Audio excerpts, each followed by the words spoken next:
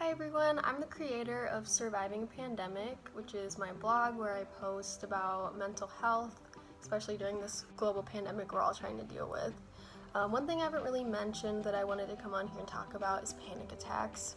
So I wanted to share my personal experience with them, as well as some ways I've found are the best way to deal with them, as well as some ways to help others through them. So my little story takes me back to sophomore year of high school. I had just been pulled up to varsity for our school's volleyball team, and I was given the role of being a backup setter for a girl who had just injured her wrist and couldn't play. I had just been cleared from a concussion myself and had been sitting out for 2 weeks, so I was already nervous to be getting back into it.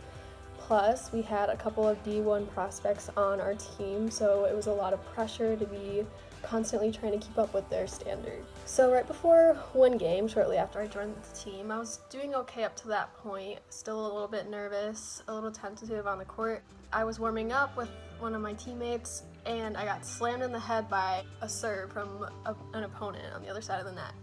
I was fine, but I immediately started feeling triggered by the thought of having another concussion because of the stress those few weeks brought me. I started experiencing some symptoms that at the time I thought were related to a concussion, but I now know are related to the beginning signs of a panic attack.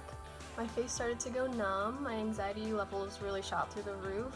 I was just feeling overall pretty unstable, but I just started to play in the game anyway because I thought I'd be okay. But my symptoms kept getting worse, and at one point I had to walk off the court because I was shaking and I began crying and hyperventilating. I was really embarrassed because I had never experienced anything like this in my life. So I went to find my athletic trainer to ask him to run a quick concussion test on me because that's what I really believed was going on. But he ended up diagnosing me with a panic attack instead of a concussion. Again, I felt really embarrassed that I had caused a scene, and the people around me didn't really validate my feelings very well. They kind of made me feel like I was acting over dramatic and weak. The rest of the season was a nightmare because I lost all of my confidence, and my coach benched me because of this.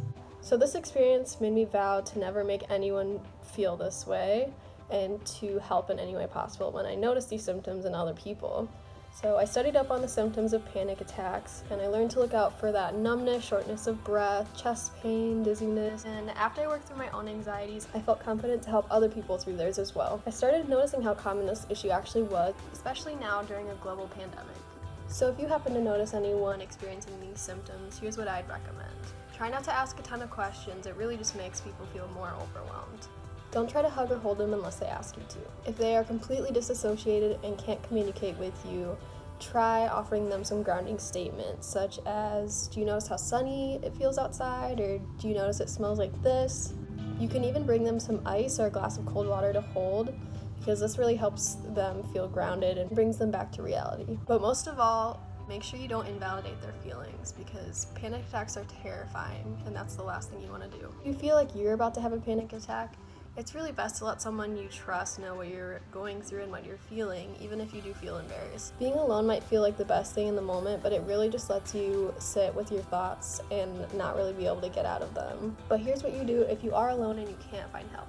Try your best to remind yourself that these experiences are temporary. Use any of those techniques I mentioned before. If you can manage, try to get up, hold some ice cubes, and be extremely patient with yourself, because your feelings are valid and you will get through it.